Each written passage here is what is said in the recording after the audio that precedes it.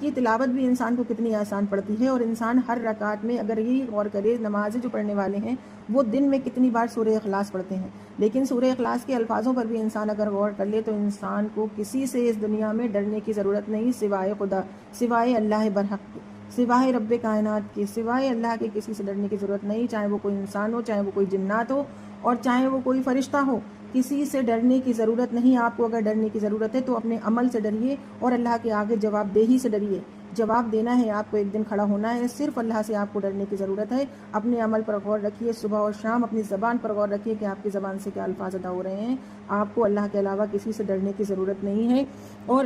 اللہ الصمد، اللہ بالکل بے نیاز ہے۔ اللہ کے لیے کوئی نیاز و نظر کے دسترخوان سجانے کی ضرورت نہیں، کہ کوئی اور لم یلد، اللہ کی کوئی اولاد نہیں اس دنیا میں، یہ بھی آپ کسی کو اہمیت دینے کی ضرورت نہیں، کسی کے مزاروں پہ جانے کی ضرورت نہیں۔ کوئی ولی اولیاء جتنے بھی اللہ کے نیک بندے ہیں ان کو اپنا خدا کا شریک بنانے کی ضرورت نہیں۔ کسی کو اپنے دماغ میں یہ سوچنے کی ضرورت نہیں کہ فلاں بھی کچھ کر سکتا ہے، فلاں بھی کچھ سمجھ سکتا ہے، فلاں بھی کسی کی فریاد کو سن سکتا ہے۔ کسی کو اپنے دماغ سے یہ بات کو سوچنے کی ضرورت نہیں، اپنے ذہن کو بالکل خالص اللہ کے لیے رکھ لیجئے۔ یہی سورہ اخلاص کے معنی ہیں۔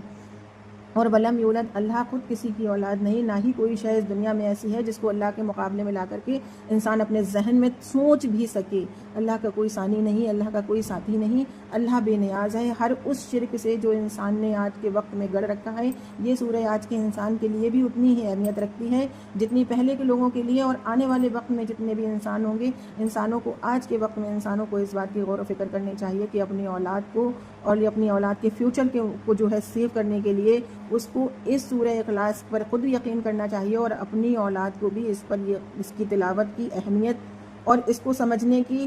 مطلب ان کے ذہنوں میں ایک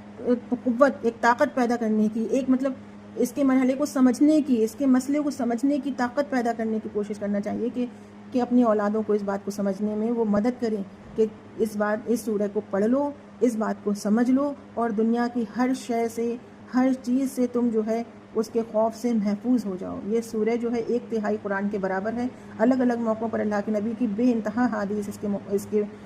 اس کے بارے میں روایت ہیں کہ کہیں پر اللہ کے نبی نے اس کو 1/3 قرآن کے برابر کہا ہے، کہیں پر اس کی 3 مرتبہ پڑھنے سے پورے قرآن کا